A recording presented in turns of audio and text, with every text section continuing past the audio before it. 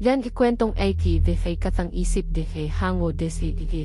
Tunay dehe lugar dehe piling nila lang ng kwentong bayan nes Pilipinas. Magandang gabi mga kaibigan. Maligayang pagdating sa mga kwentong aswang, ang tahanan ng mga kwentong gigising sa inyong takot at magpapadilat sa inyo hanggang madaling araw. Bago tayo magsimula, siguraduhin komportable na kayo. Patayin ang ilaw, isuot ang inyong earphones, at huwag munang lilingon kapag may narinig kayong kaluskos sa inyong likuran. Kung mahilig kayo sa mga kwentong puno ng hiwaga, kababalaghan, at nakatatakot na aral, huwag kalimutang i-like ang video at mag-subscribe sa ating channel. I share din ito sa kaibigan nyong matapang daw, ngunit natutulog na nakabukas ang ilaw. Ang kwentong maririnig nyo ngayon ay nagmula sa isang isla ng mga talon, dagat, bulkan, at bundok na pinaniniwala ang tahanan ng mga nilalang na mas matanda pa sa alaala ng tao. Sa lilim ng mahiwagang bundok Panamaw, isang binata ang haharap sa mga halimaw, isang nakakatawang kaibigang mahilig umatras, at isang kapalarang hindi kayang baguhin kahit ng pinakamatalas na sandata. Sapagkat may mga pinto ang isang buhay lamang ang kayang magsara, at may mga pag-ibig na handang manatili sa dilim upang makabalik sa liwanag ang minamahal. Huminga ng malalim, makinig, at ihanda ang inyong puso sa unang bahagi ng ang legendaryong biliran at ang huling sakripisyo. Sa bayang Naval, sa isla ng Biliran, nakatira ang magkapatid na Elias at Tala sa isang maliit na bahay na nakaharap sa dagat. 24 na taong gulang si Elias. Matangkad, moreno, at sanay ang mga bisig sa pagkukumpuni ng makina ng bangka. Ngunit higit sa lakas, kilala siya sa isang ugaling hindi kayang lunurin kahit ng pinakamalakas na bagyo. Hindi niya kayang tumigil sa pagpapatawa. Tala, nakita mo ba ang sapatos ko? Suot mo, kuya. Kaya pala may mabigat sa paa ko. Akala ko kinakapitan ako ng duwende. Hindi ka kukunin ng duwende. Bakit naman? Ibabalik ka rin agad dahil madaldal ka. 9 na taong gulang si Tala. Maliit, payat, at mahilig gumuhit ng buwan sa likod ng mga lumang kwaderno. Wala na silang mga magulang. 10 taon na ang nakalipas mula nang hindi na makabalik ang bangka ni Mang Lando at Aling Rosa mula sa dagat. Mula noon, si Elias na ang tumayong ama, ina, kuya, at minsan ay kaklase ni Tala. Kuya, mali ang sagot mo. Hindi 12 ang 7 dagdagan ng 6. Depende. Kung may discount, pwedeng 12. Wala namang discount sa math. Kaya ayokong namimili sa math. Napakahigpit ng tindera. Kasama nila sa bahay ang kanilang lola na si Sabel, isang tahimik na matandang mahusay maghabi ng banig at mas mahusay magtago ng mga lihim. Tuwing kabilugan ng buwan, nagsasabit si Lola Sabel ng 7 kabibe sa bintana. Naglalagay siya ng asin sa may pintuan at hindi hinahayaang lumabas si Tala pagkagat ng dilim. Lola, bakit 7 kabibe? Dahil 7 ang unang buwan na nilikha sa langit. At 6 daw ang kinain ng bakunawa. Kaya kapag may handaan, huwag ninyong paupuin sa tabi ng lechon ang bakunawa. Walang matitira. Tumigil ka, Elias. May mga pangalang hindi binibiro. Opo, Lola. Sa susunod, tatawagin ko na lamang siyang Mr. Ahas. Napailing si Lola Sabel, ngunit hindi siya natawa. Sa kanilang pamilya, ang alamat ng biliran ay hindi lamang kwentong pampatulog. Noong wala pang mga kalsada at tulay, ang isla ay tinatawag ng ilan na Isla de Panamao. Ang bundok ang itinuturing na tahanan ng mga bantay na hindi nakikita. Mga engkanto. May mabubuti. May masasama. At may mga nilalang na hindi maituturing na alinman sa dalawa. Parang si Kapitan kapag hindi pa nagkakape. Makinig ka. Lumapit si Lola Sabel sa isang lumang bowl. Mula rito ay inilabas niya ang isang telang may bordang 7 bilog. Sa ilalim ng bundok Panamaw ay may isang lungsod na gawa sa itim na bato. Kuta iyon ang mga nilalang na pinatalsik mula sa dagat, gubat at mga puntod. Noong pumutok ang bundok, maraming salinlahi na ang nakalipas, nagtangkang lumabas ang hari ng abo at ang kanyang hukbo. Sino ang pumigil sa kanila? Isang bantay na nagmula sa ating angkan. Ibinuhos niya ang sariling dugo sa pintuan at isinara ang kuta. Mabuti at hindi ako yon. Nahihilo ako kapag kinukuhanan ng dugo. Ang tadhana ay hindi humihingi ng pahintulot. Tumingin ang matanda sa kaliwang balikat ni Elias. Naroon ang isang marka na taglay ng binata mula pagkasilang, 7 maliliit na bilog na magkakahanay na tila mga buwan. Birthmark lang ito, Lola. Iyan ang lagi kong ipinagdarasal. Ang pinakamalapit na kaibigan ni Elias ay si Pilo, isang binatang kasing edad niya na may malakas na loob tuwing maliwanag at malakas na boses tuwing tumatakbo palayo. Elias, may trabaho tayo. May bangkang nasiraan sa kabilang dulo ng pantalan. Magkano ang bayad? Pagkain daw. Anong pagkain? Hindi ko na itanong. Paano kung candy? Marami akong ngipin. Kaya kong pagkasyahin. Kuya Pilo, kung talino ang bayad, malulugi ka. Aray. Maliit ka nga, matalim naman. Sa kabila ng pagiging lampa at madaling mataranta, tapat si Pilo. Noong mawala ang mga magulang ni Elias, siya ang araw-araw na nagdadala ng pagkain kahit sariling pamilya niya ay kapos din. Para na rin siyang isa pang kapatid ni na Elias at Tala. Payapa sana ang kanilang buhay kung hindi dumating ang gabi ng pulang buwan. 3 araw bago ang inaasahang paglalaho ng buwan sa anino ng mundo, nagsimulang manginig ang lupa sa biliran. Hindi malakas ang unang pagyanig. Kumalansing lamang ang mga pinggan at bumagsak ang isang kabibe mula sa bintana. Isa ano? Isang kandado ang nabuksan. Kinabukasan, namatay ang mga isda malapit sa pampang. Nakaharap ang lahat ng bangkay sa direksyon ng bundok Panamao. Sa sumunod na gabi, narinig ni Tala ang tinig ng kanilang ina mula sa labas ng bahay. Tala, anak, lumabas ka. Nanay, naghihintay kami ng tatay mo. Dalhin mo ang iginuhit mong buwan.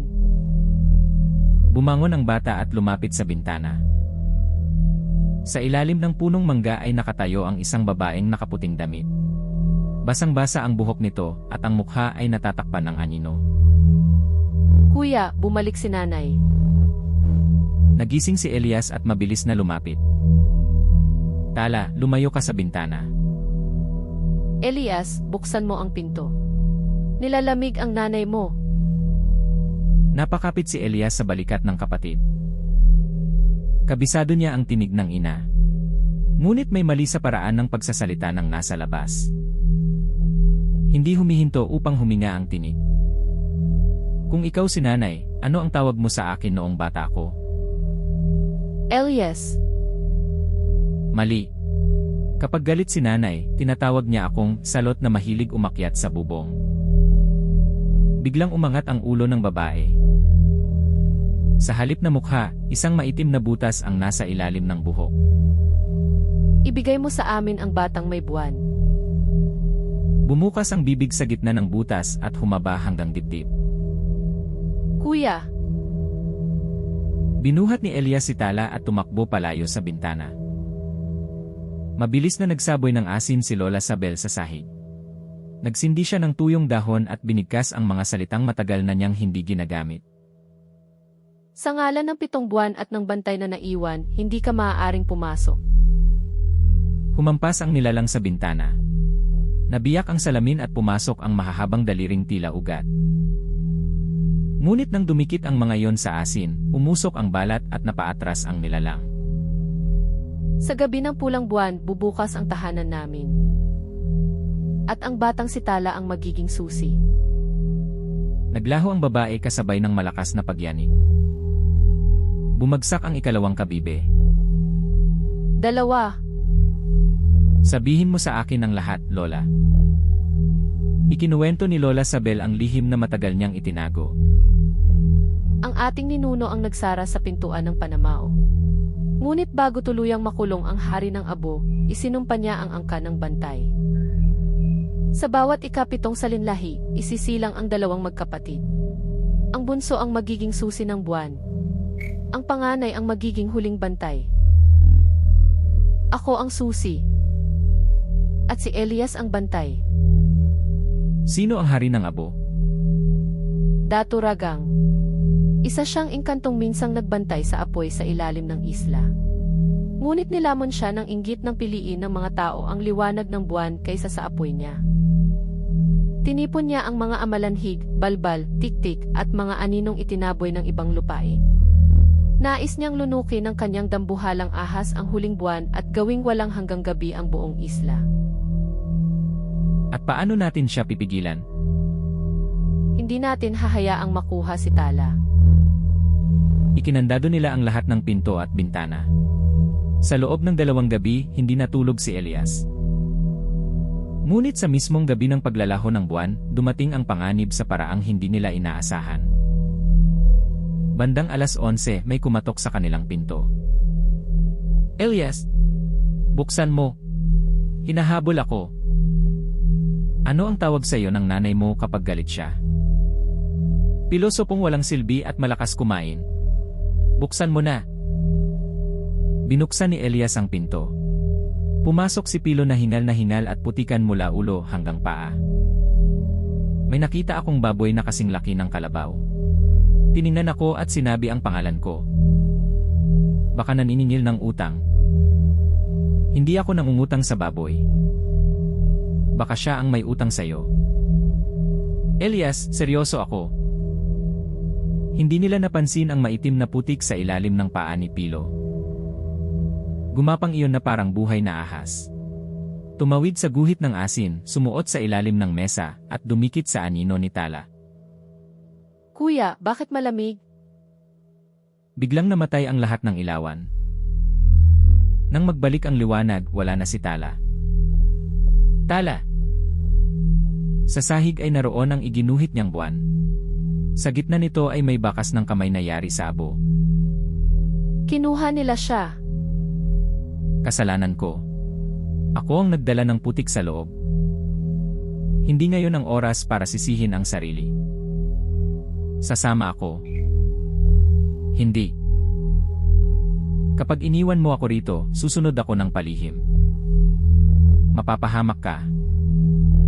Mapapahamak din ako rito kapag nalaman ng buong baryo na ako ang dahilan kung bakit nawala si Tala. Iyan lang ang dahilan mo. Hindi. Kapatid ko rin siya. At may utang pa siyang 5 piso sa akin. Sa kabila ng takot, napangiti si Elias. Kung aalis kayo, dalhin ninyo ito. Binuksan ni Lola Sabel ang ilalim ng lumang bowl at inilabas ang isang maikling kampilan na nakabalot sa balat. Maitim ang talim nito. Sa hawakan ay may 7 bilog na yari sa kabibe. Ito ang sidlak. Sandata ito ng unang bantay. Hindi nito kayang pumatay ng karaniwang tao, ngunit nasasaktan nito ang mga nilalang na walang anino. Bakit ngayon mo lamang inilabas? Dahil bawat paggamit ay kumukuha ng lakas sa may hawak. May mas magaan ba? Kahit kutsarang banal. Para sa iyo, ito. Iniabot ng matanda kay Pilo ang isang maliit na kampanilyang tanso. Kampanilya. Tunog ang kinatatakutan ng ilang nilalang sa dilim. Buti naman. Akala ko tatawag ako ng recess. Makinig kayong mabuti. Dumaan kayo sa Tinago Falls. Sa likod ng talon ay mailandas patungo sa pusod ng bundok Panamao. Huwag kayong kakain ng anumang iaalok sa inyo. Huwag ninyong sasagutin ang tinig ng patay. At kapag may nakasalubong kayong amalanhig, huwag kayong tatakbo ng tuwid. Bakit? Matitigas ang katawan nila. Hirap silang lumiko. Sa wakas, halimaw na mas mahina pa sa akin sa sayawan. May isa pa. Hinawakan ni Lola Sabel ang pisngi ni Elias. Kapag sinabi ng pintuan na may kailangang maiwan, huwag kang maniniwala. Nagsisinungaling ba ang pintuan? Hindi. Ngunit baka may ibang paraan. Hindi tumingin sa mata ni Elias ang matanda. Alam ng binata na may bahagi ng alamat na hindi pa rin sinasabi ng lola. Ngunit wala na silang oras. Sumakay sina Elias at Pilo sa lumang motorsiklo at tinahak ang basang kalsada. Sa itaas nila, unti-unting kinakain ng anino ang buwan. Bilisan mo! Akala ko ayaw mong mabilis? Mas ayaw kong maabutan ng nagsasalitang baboy. Habang papalapit sila sa kabubatan, lumakas ang ulan. Nawala ang mga ilaw sa daan. Ang tanging gabay nila ay ang mapulang buwan at kidlat na gumuguhit sa ibabaw ng bundok Panamao. Sa isang kurbada, biglang huminto ang makina. Bakit tayo tumigil? Baka napagod ang motorsiklo sa boses mo. Kausapin mo. Ikaw ang mekaniko. Motorsiklo ito, hindi kasintahan. Bumaba si Elias. Nang silipin niya ang gulong, nakita niyang hindi putik ang nakapulupot dito. Mga daliri iyon. Dose-dose ng putol at mapuputlang kamay ang umaahon mula sa magkabilang gilid ng daan. Elias, may mga kamay sa likod mo. Nakikita ko. Mabuti. Ayokong ako lang ang may problema sa paningin. Mula sa dilim ay lumitaw ang mga taong maputla ang balat at nakalaylay ang mga braso. May lupa sa kanilang mga bibig at mga ugat na nakapulupot sa leeg. Kapag may nakasalubong kayong amalanhig, huwag kayong tatakbo ng tuwid. Pilo, takbo ng paliko-liko. Gaano kaliko? Basta huwag mong banggain ang puno. Tumalon sila mula sa motorsiklo at tumakbo papasok sa gubat. Sumunod ang mga amalanhig. Mabilis ang mga ito sa tuwid na daan, ngunit sa bawat biglang liko ni na Elias ay nagsasalpukan ang matitigas na bangkay. Gumagana. Para silang kariton na walang manibela. Napaaga ang pagdiriwang ni Pilo. Isang amalanhig ang bumagsak mula sa sanga sa kanyang harapan. Nakabuka ang bibig nito at nakausli ang dalawang mahabang pangil. Bakit marunong umakyat ang isang ito? Baka honor student. Sinunggaban ng amalanhig si Pilo. Bumaon ang mga kuko nito sa kaliwang braso ng binata. Napunit ang manggas at bumuka ang 4 na sugat na agad dinuguan. Elias! Binunot ni Elias ang sidla. Kumislap ang mga kabibe sa hawakan. Hinataw niya ang tagiliran ng amalanhig. Pumasok ang maitim na talim sa pagitan ng mga tadyang at lumabas sa kabilang panig. Walang dugong tumulo. Makapal na putik at maliliit na uod ang bumulwak mula sa sugat. Ngunit hindi bumitaw ang nilalang. Pinihit ni Elias ang kampilan at hinila paitaas. Naputol ang 3 tadyang ng amalanhig at nabiyak ang dibdib nito. Isang malamig na kamay ang kumapit sa batok ni Elias mula sa likuran. Bumaon ang pangil sa kanyang kanang balikat. Kumirot ang laman habang sinusubukang punitin ng nilalang ang isang bahagi ng kanyang katawan. Pilo, gamitin mo ang kampanilya. Hindi ko makita. Nasa leg mo. Kaya pala may kumakalansing habang tumatakbo ako. Hinablot ni Pilo ang kampanilya at pinatunog iyon. Sa unang kalansing, napahinto ang mga amalanhig. Sa ikalawa, bumuka ang kanilang mga bibig at lumabas ang maitim na usok. Sa ikatlo, binitawan nila ang 2 at napaluhod na tila may mabigat na puwersang dumagan sa kanilang mga likod. Ngayon, mabilis na umikot si Elias. Pinutol niya ang leeg ng amalanhig na kumagat sa kanya. Gumulong ang ulo nito sa putikan habang patuloy na kumakagat ang panga. Hinampas niya ang isa pa sa tuhod.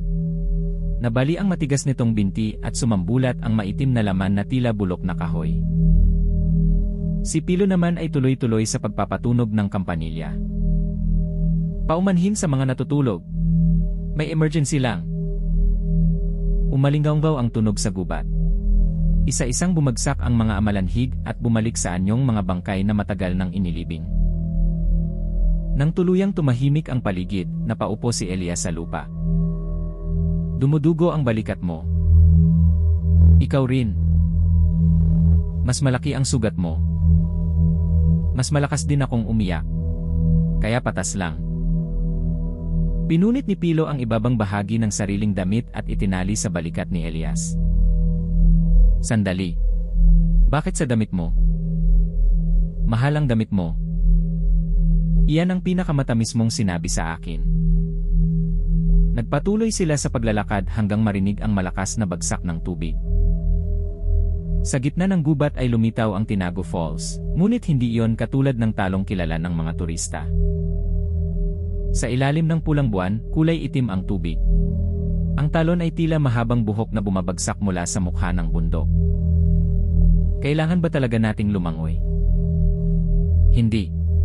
Maaari tayong bumalik at ipaliwanag kay Lola na natakot tayo sa tubig. Marunong akong lumangoy. Sa huling punta natin sa dagat, nakahawak ka sa palanggana. Lutang pa rin ako.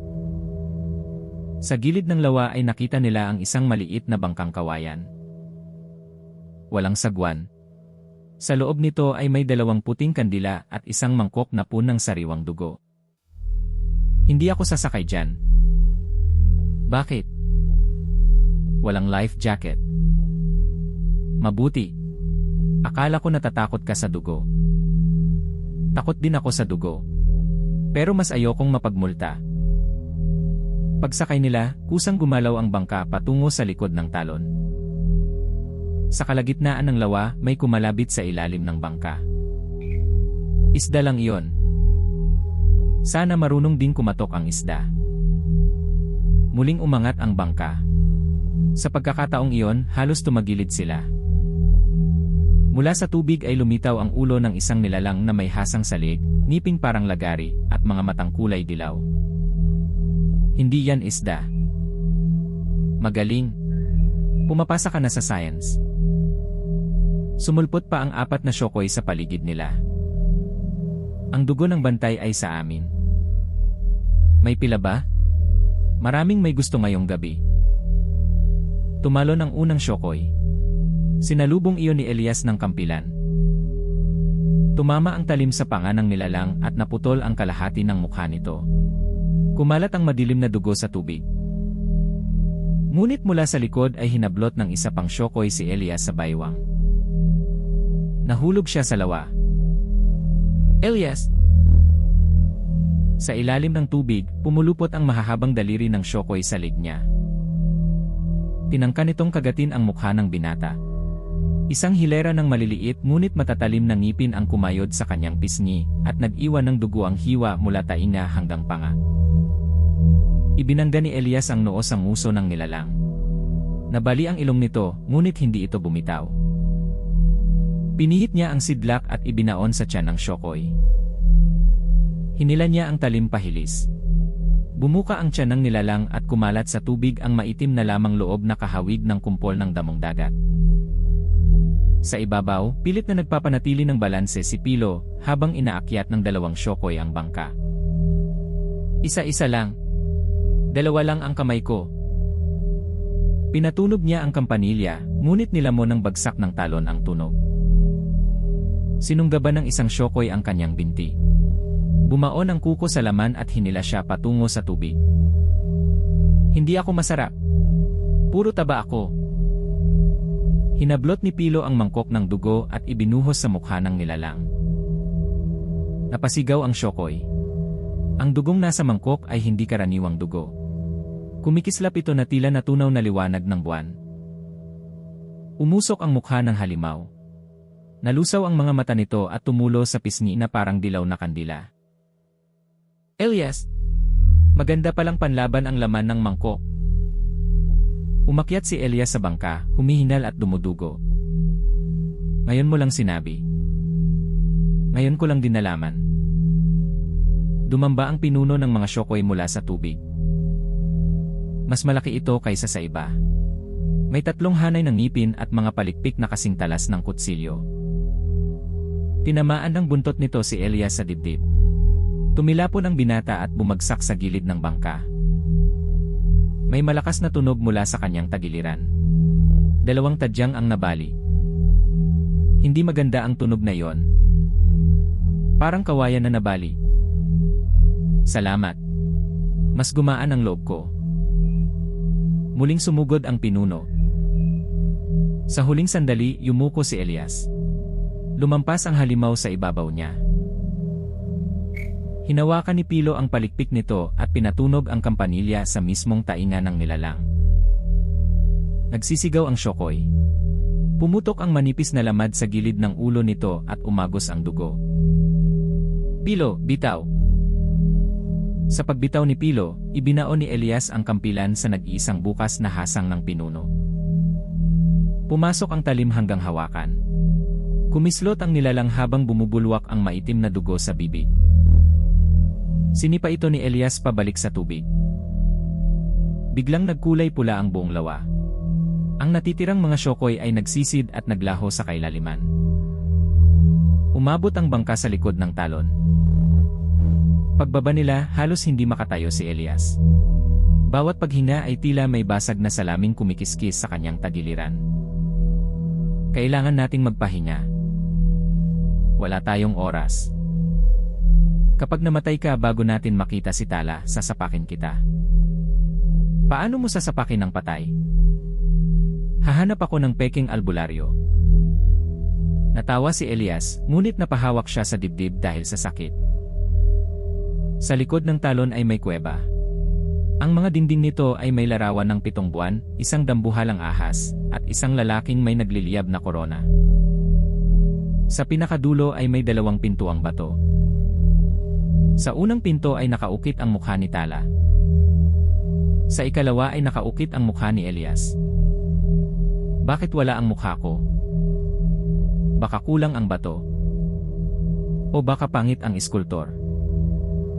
Sa pagitan ng mga pinto ay lumitaw ang isang babaeng may mahabang buhok na kulay pilak.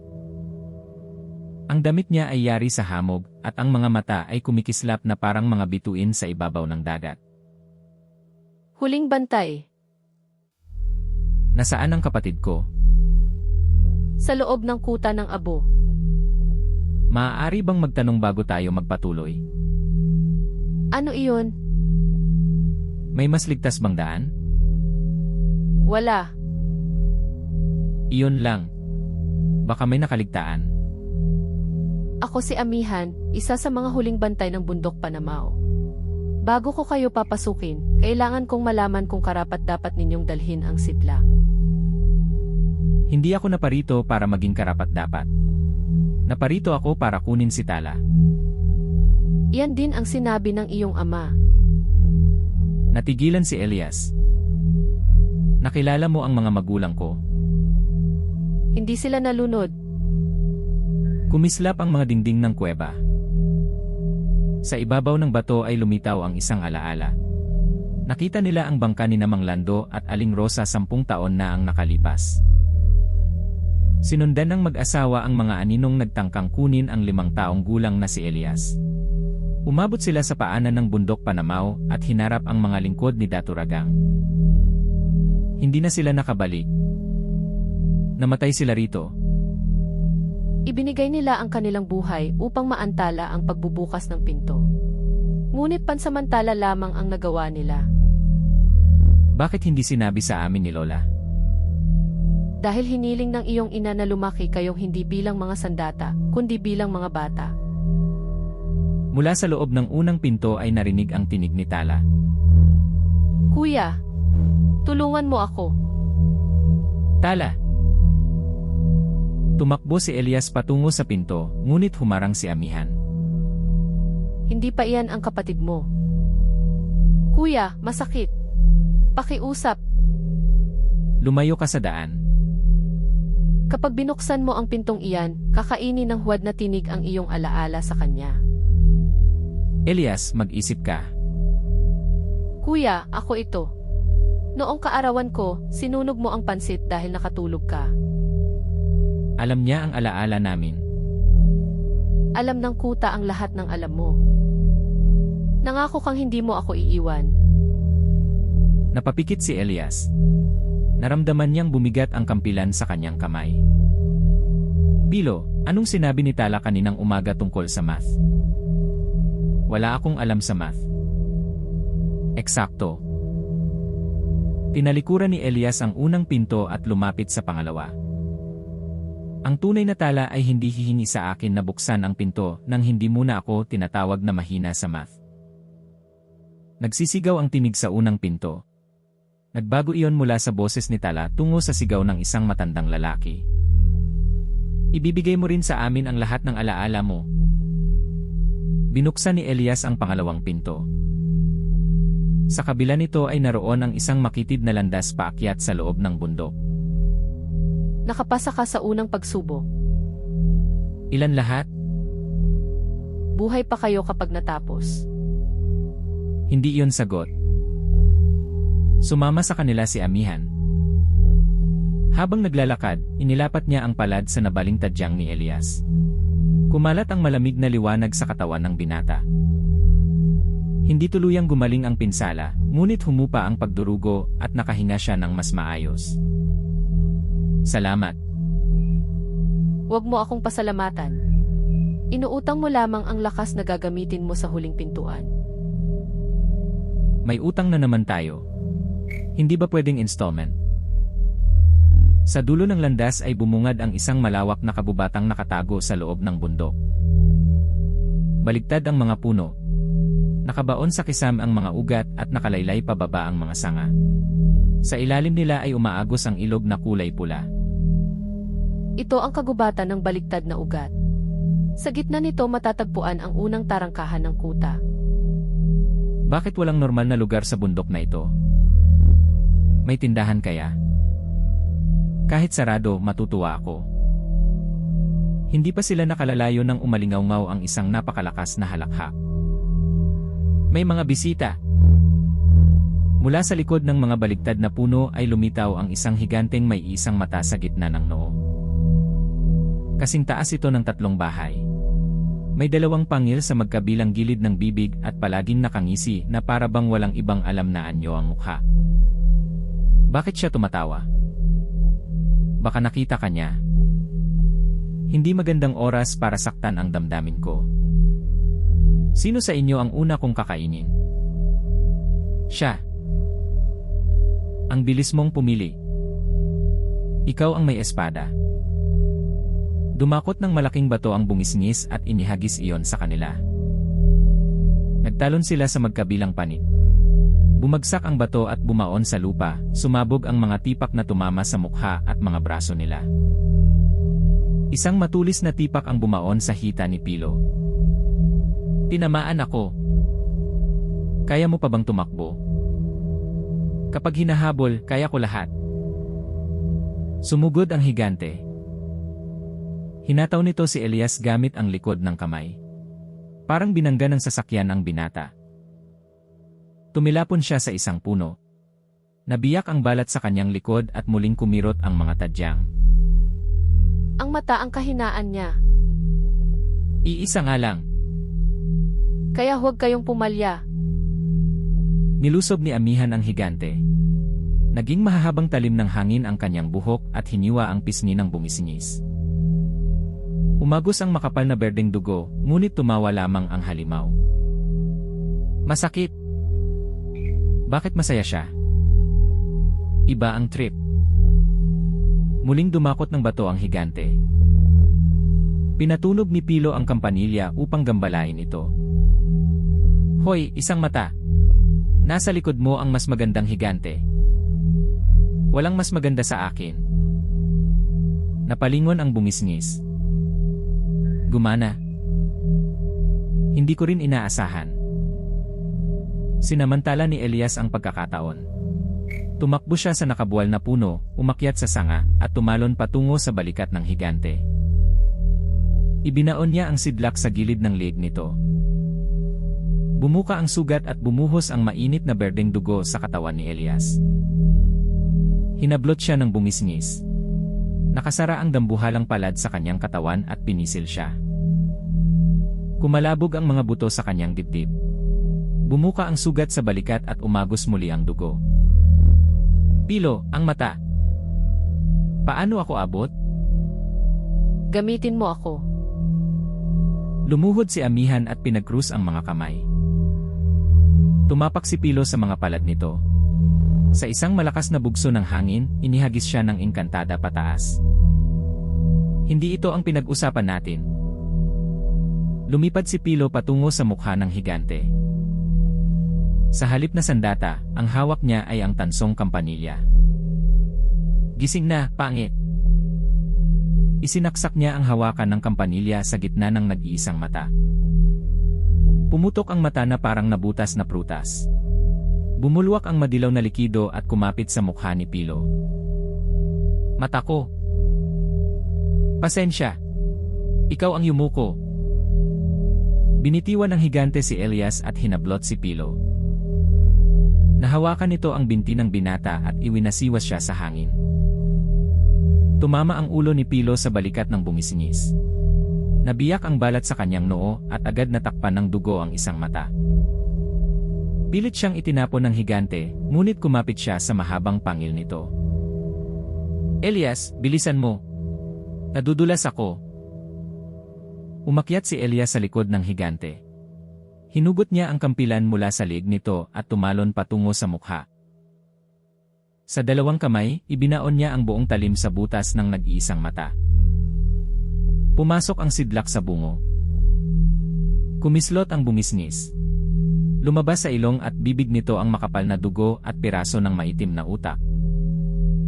Hinila ni Elias ang talim pababa. Nabiyak ang mukha mula noo hanggang itaas na labi. Bumagsak ang higante sa lupa, yumanig ang buong kagubatan, at nalaglag ang mga baliktad na dahon mula sa kisame. Tumilapon sina Elias at Pilo sa magkaibang direksyon. Saglit na nawalan ng malay si Pilo. Pilo! Gumising ka! Nanalo ba tayo? Mabuti. Sabihin mong ako ang tumapos. Bakit? Mas kapanipaniwala kapag tulog ako. Tinulungan siya ni Elias na makaupo. Malalim ang hiwa sa noo ni Pilo at may batong nakabaon sa hita. Maingat iyong binunot ni Amihan at pinigilan ang pagdurugo gamit ang malamig na hamog. Si Elias naman ay halos hindi na maituwid ang katawan. Maraming pasa ang dibdib, bumuka ang kagat sa balikat, at patuloy na tumutulo ang dugo mula sa pisngi. Hindi ka na aabot sa kuta kung ipagpapatuloy mo ito. Aabot ako. Hindi sapat ang kagustuhan upang pigilan ang katawan sa pagkawasak. Kung gayon, hayaan mong mawasak pagkatapos kong mailabas si Tala. Hindi sumagot si Amihan. Nilapitan niya ang bangkay ng bumisngis at hinugot mula sa dibdib nito ang isang pulang bato. Puso ng higante. Makapagbibigay ito sa iyo ng lakas sa loob ng maikling panahon. Kakainin niya yan. Hindi. Ilalagay sa hawakan ng sidlak. Mabuti. Akala ko kailangan nating lutuin. Ipinasok ni Amihan ang pulang bato sa ikapitong bilog ng kampilan. Kumalat ang mapulang liwanag sa talim. Nawala ang panginginig ng mga kamay ni Elias, ngunit nanatili ang sakit. Kapag naubos ang liwanag, babalik ng sabay-sabay ang lahat ng pinsalang pansamantalang pinigil nito. Gaano katagal? Hanggang sumapit ang ganap na paglalaho ng buwan. Tumingala sila. Sa kabila ng kisam ng bundok, nakikita nila ang buwan na tila walang batong humaharang. Kaunti na lamang ang natitirang liwanag.